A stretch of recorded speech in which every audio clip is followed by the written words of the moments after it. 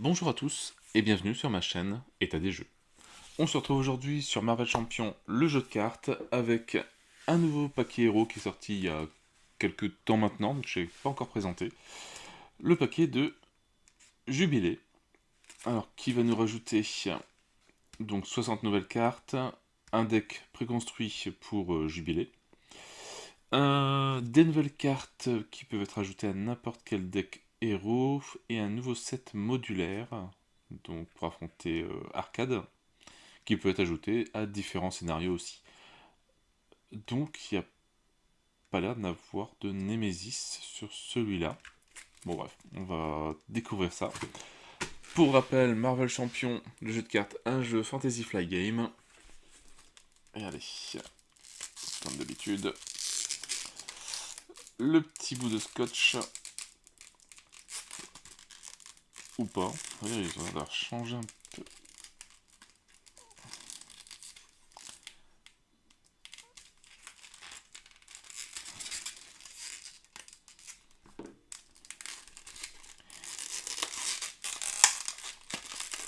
Ah si, quand même le petit bout de scotch, c'est bien.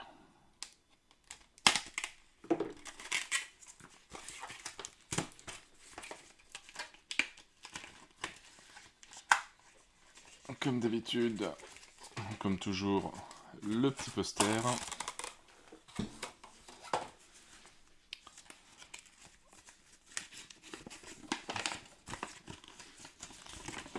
Voilà, hop, qui rappelle l'affiche. Alors, le paquet héros Jubilé, donc des nouvelles cartes annexes, des manigances annexes de joueurs. On commence à en avoir l'habitude, avec des mots-clés Alliance, en équipe, Persan et Victoire X. Le deck est donc Justice. Et après, voilà, les crédits, les playtesters et tout.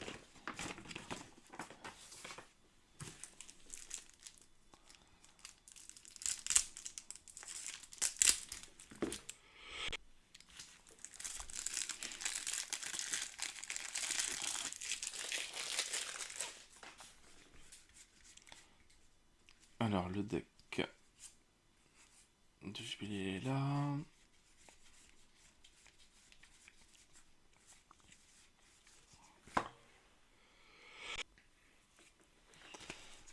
Alors, on va déjà présenter les cartes spécifiques au personnage.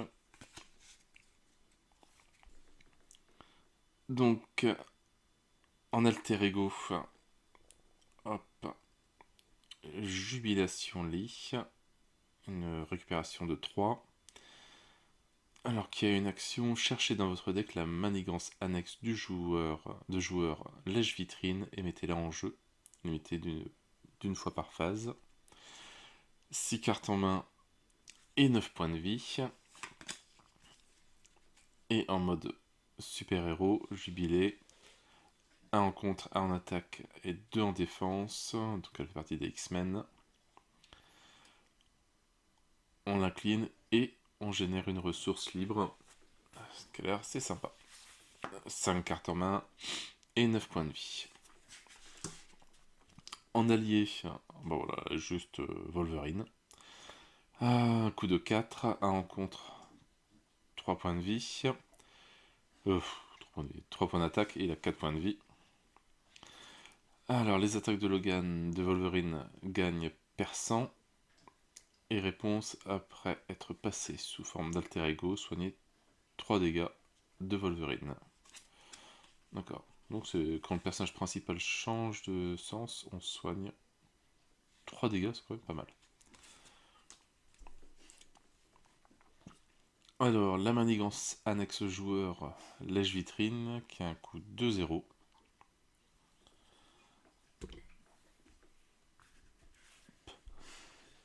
Alors, on met 2 menaces dessus. Alors, les menaces ne peuvent être retirées de cette manigance par les héros ou les alliés. Action alter ego, inclinez votre identité, retirez une menace de cette manigance. N'importe quel joueur peut déclencher cette capacité. Et une fois déjoué, le joueur qui a déjoué cette manigance cherche une carte objet dans son deck ou sa pile de défausse et la met en jeu. Pas mal. Bien trouvé. Son personnage, ça peut être pas mal. Alors, justement, des objets. Ouais, le manteau de jubilé. Amélioration, coût de 2. Jubilé gagne +1 en contre. Alors, après avoir joué un événement contre, inclinez le manteau de jubilé et choisissez une manigance. Retirez une menace de cette manigance pour chaque type de ressources différentes utilisées pour payer cet événement.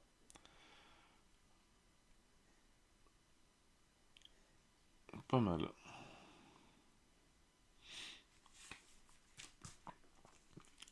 Les lunettes de soleil de jubilé.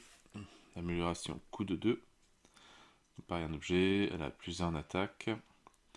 Après avoir joué un événement attaque, inclinez les lunettes et choisissez un ennemi, infligez un dégât à cet ennemi pour chaque type de ressources différent utilisé pour payer cet événement. Après on a lumière aveuglante, un événement coût de 3. Choisissez X ennemis, X étant le nombre de types de ressources différentes utilisées pour payer cet événement. Sonnez et désorientez chaque ennemi choisi. Donc, bien joué avec une bonne carte, ça peut être assez sympa. Feu d'artifice, un événement coût de 2. Alors, en attaque, infligez 4 dégâts à un ennemi. Si vous avez payé cette carte en utilisant 2 types de ressources différentes, sonnez cet ennemi.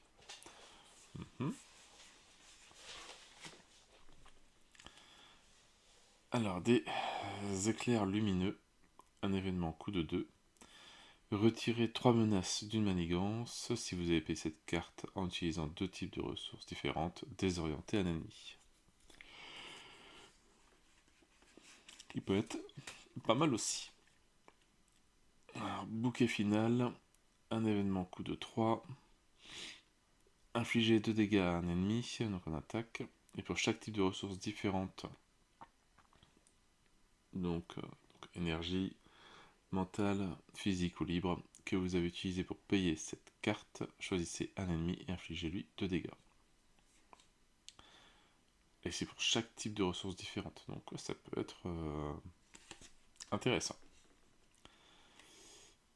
Énergie plasmoïde, donc l'appareil qui génère 2 types de ressources différentes. Voilà, à chaque fois c'est 3 cartes. Voilà, avec les symboles qui sont un peu différents à chaque fois. Donc maintenant on va attaquer son deck justice. Donc comme allié en plus à la Chamber, un coup de 4, 2 en contre, 2 en attaque et 3 points de vie. Alors Chamber subit un dégât consécutif de moins après avoir attaqué un ennemi désorienté. Alors Husk, un allié coup de 4, 2 en contre, 2 en attaque, 3 points de vie. Alors quand Husk utilise un pouvoir de base, dépensez jusqu'à 3 ressources. Si vous avez dépensé au moins 1, alors elle gagne +1 à ce pouvoir pour cette utilisation. Ouais, selon. Si c'est une énergie, si c'est mental, elle se soigne de 1 dégât. Si c'est physique, on redresse après cette utilisation. Déguisement, d'amélioration coût de 1. Alors jouez cette carte sous le contrôle de n'importe quel joueur. Un max par joueur. Inclinez déguisement et votre identité pour retirer 2 menaces d'une manigance.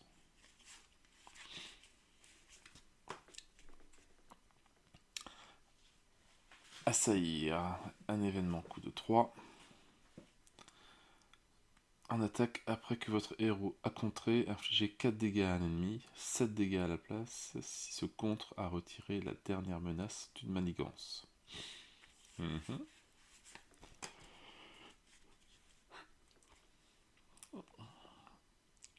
3 coups d'avance.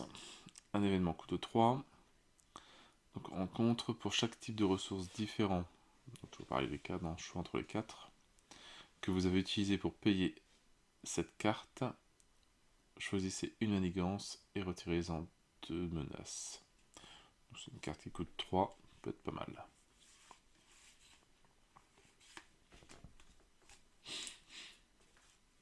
Une manigance annexe joueur, génération X, un coût de 0.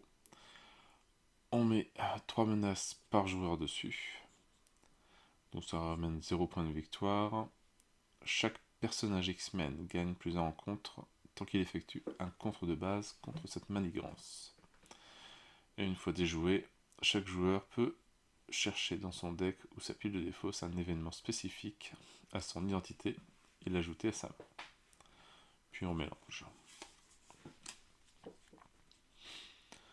Alors, le pouvoir de la justice, des ressources, donc 2 cartes maximum, pour doubler le nombre de ressources générées par cette carte quand vous jouez une carte justice.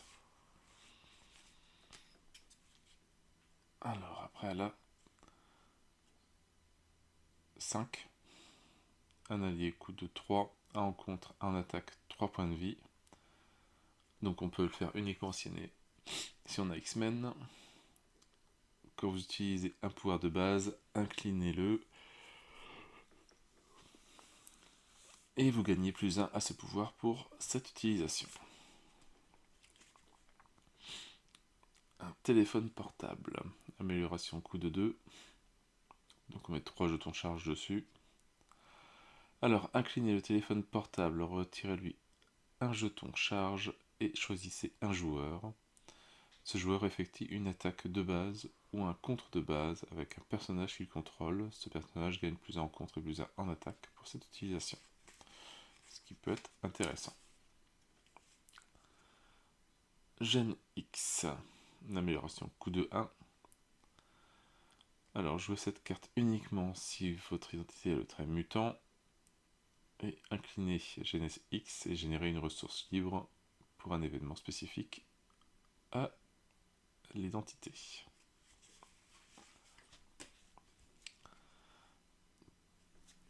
Talent multiple, un événement coup de 3. Alors, action du héros, donc en attaque ou en contre. Si vous avez payé cet événement en utilisant au moins un physique, infliger 2 dégâts à un ennemi. Le mental, retirer 2 menaces d'une manigance. Et l'énergie, soigner 2 dégâts à votre identité.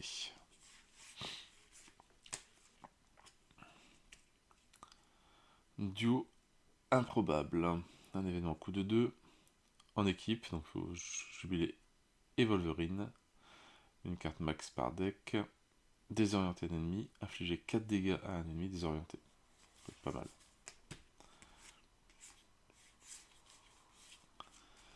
Alors la petite obligation forcément, privé de sortie. Alors quand on la tire, on donne la carte à Jubilation Lee.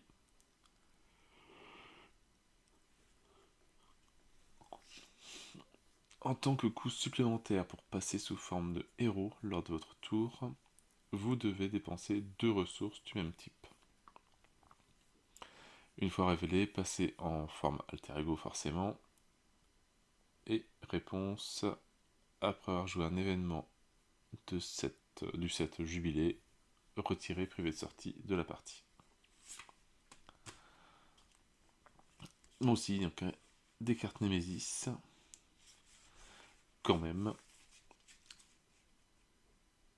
Alors, Nani. De manigance à en attaque 4 points de vie. Il a ténacité. Après que Nani vous a attaqué, si vous contrôlez au moins un allié, cherchez un exemplaire d'enfant perdu dans le deck. Dans le deck rencontre, la pile de défausse rencontre aussi, et la zone mise de côté et révélez-le. Alors, une nouvelle manigance annexe des enfants turbulents. Donc, alors, Une fois révélé, placez une menace sur cette manigance pour chaque type de ressources différentes des cartes de votre main. Une fois révélé en plus, placez une menace sur cette manigance pour chaque type de ressources. Ok. Et elle ajoute le crise dessus. L'armure de combat. Alors, attachez cette carte au sbire ayant le moins de points de vie restant, sinon cette carte gère renfort. Le sbire attaché gagne plus 3 points de vie et le trait aérien. Et donc ça lui donne plus d'un en attaque. L'enfant perdu, l'armure. Alors, considérez l'enfant attaché comme un sbire régressé dont la boîte de texte est vide.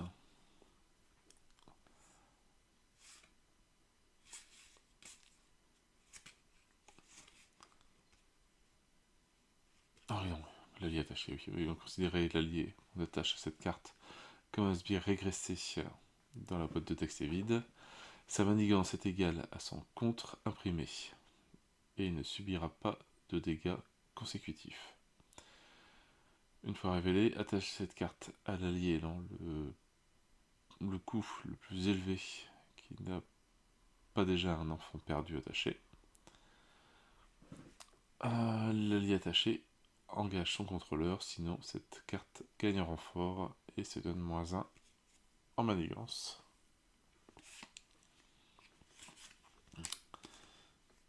Voilà, et donc le petit rappel des cartes du deck de Jubilé. Et maintenant, donc, on va attaquer les quelques cartes en plus. Alors,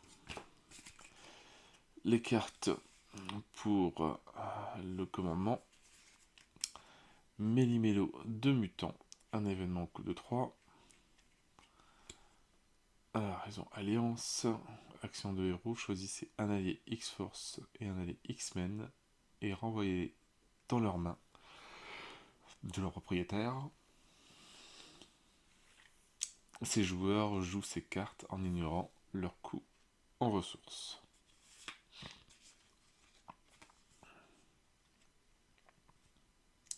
X-Force, X-Men, X-Force, X-Men, c'est les mêmes. Des nouvelles cartes pour protection. Alors, protéger et servir. Un événement coup de 2. Quand n'importe quelle quantité de menace est censée être placée sur la manigance principale, inclinez un personnage X-Force et un personnage X-Men. Prévenez toutes ces menaces et donnez à chacun de ces personnages une carte d'état tenace.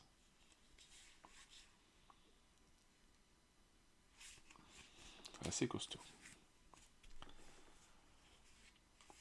Alors, une nouvelle carte basique, duo improbable, donc je pense qu'on avait déjà des cartes de comme ça dans le deck de Jubilé. Il faut Jubilé et Wolverine, forcément. Désorienter un ennemi, infliger 4 dégâts à un ennemi désorienté. Et le petit set de 5 cartes pour de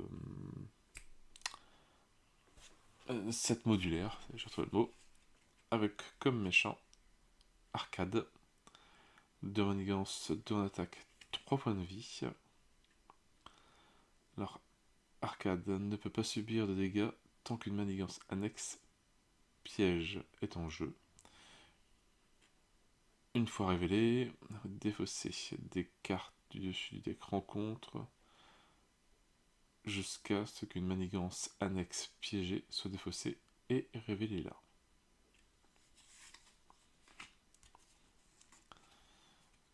Une nouvelle manigance annexe, bienvenue à Cauchemarland.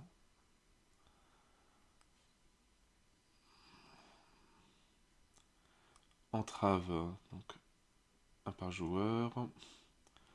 Le joueur qui a déjoué cette manigance annexe subit 2 dégâts. Et ça donne un allié. Le parc d'attraction d'arcade. Entrave 1 par joueur. Une fois déjoué, le joueur qui a déjoué cette manigance annexe est sonné. S'il était déjà sonné, il défausse un allié ou une amélioration qu'il contrôle. La galerie des glaces. Alors, donc il y a un piège, un entrave d'un par joueur. Une fois déjoué, alors le joueur qui a déjoué cette manigance annexe est désorienté. S'il était déjà désorienté, placez 2 menaces sur la manigance principale. Et donc c'est une crise. Et une dernière Tetris. Le piège élaboré.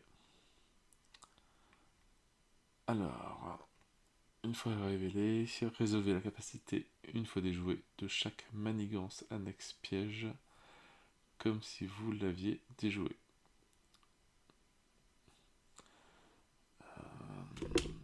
Si aucune capacité n'a été résolue par cet effet, défaussez des cartes du dessus de l'écran contre jusqu'à ce qu'une manigance annexe piège soit défaussée et je rejoue là.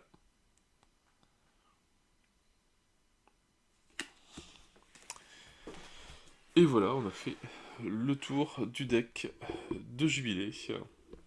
Donc, mon petit personnage qui a l'air d'avoir des petits pouvoirs assez intéressants. On va pouvoir bouquiner tout ça, ranger tout ça, sleever tout ça, voir si ça rentre toujours dans les boîtes. On en arrive à 6 ou 7 boîtes maintenant de cartes. Donc, on va voir si tout rentre dans les boîtes de jeu. Mais ça va être un bon petit, comme les autres, un bon petit personnage qui a l'air d'être bien trouvé. Un peu plus simple que les autres dernièrement, mais son petit pouvoir a l'air sympathique. Voilà, le fait de mettre plein de ressources différentes, c'est peut-être pas forcément facile, mais ça peut être super à jouer. Ben voilà, sur ce, moi je n'ai plus qu'à vous souhaiter une bonne journée, une bonne soirée. N'hésitez pas à liker, à commenter et à vous abonner à la chaîne. Et moi je vous dis à bientôt pour une nouvelle vidéo. Ciao ciao!